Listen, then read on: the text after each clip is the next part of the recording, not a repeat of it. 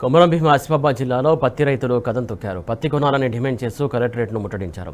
కలెక్టరేట్లోకి దూసుకెళ్లేందుకు ప్రయత్నించారు. దీంతో పోలీసులకు పత్తి రైతులకు మధ్య తోపులాట జరిగింది. పత్తి కొనుగోలుపై కేంద్ర రాష్ట్ర ప్రభుత్వాలు ఆంక్షలు విధించడం సరికాదని రైతులు మండిపడ్డారు.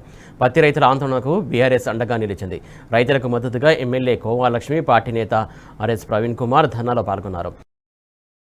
7 క్వింటాల పరిమితి ఎత్తివేయాలని, తేమ శాతం పెంచాలంటూ నినాదాలు చేశారు. తుఫాను వల్ల నష్టపోయిన రైతులను ఆదుకోవాల్సిన ప్రభుత్వం కొర్రీలు పెడుతుందని పడ్డారు. తక్షణమే పత్తి రైతుల సమస్యలు పరిష్కరించాలని డిమాండ్ చేశారు.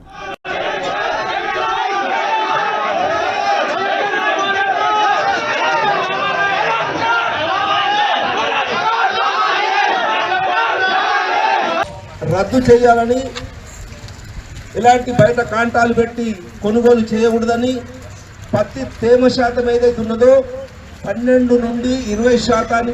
కపాస్ కిసాన్ యాప్ అని చెప్పేసి ఆగమేఘాల మీద కేంద్ర ప్రభుత్వం DCI cotton corporation of India తీసుకొచ్చింది. రైతులకు ఏమాత్రం అవగాహన లేకుండా వాళ్ళేదో సాఫ్ట్వేర్ ఇంజనీర్ అయినట్లు వాళ్లకు ఈ యాప్ వాళ్ళ నెత్తి మీద రుద్ది రైతులను నానా కష్టాలు పెడతా ఉన్నారు కేంద్ర రాష్ట్ర ప్రభుత్వాలు. దాన్ని అర్జెంటుగా రద్దు చేయాలనేది మొట్టమొదటి డిమాండ్. సో మరి మాయిశ్చర్ పర్సెంటేజ్ 12 కాదు 20% వరకు పెంచాలి. అవసరం అనుకుంటే ఎక్కువ కూడా పెంచాలి. అది ప్రభుత్వమే రెస్పాన్సిబిలిటీ తీసుకోవాలి. లేకపోతే మాత్రం రైతుల పరిస్థితి చాలా చాలా ఘోరంగా ఉంటుంది. ఇప్పటికే చాలా మంది రైతులు ఆత్మహత్యలు చేసుకున్నారు అనేది రెండవ demand. Cotton corporation of India వాళ్ళ ఎంప్లాయీస్ ఎవరైతే ఉన్నారో వాళ్ళంతా ఆంధ్ర ప్రాంతం నుంచి వచ్చి తెలంగాణ రైతులందరూ కూడా చాలా ఇబ్బంది పెడతా ఉన్నారు.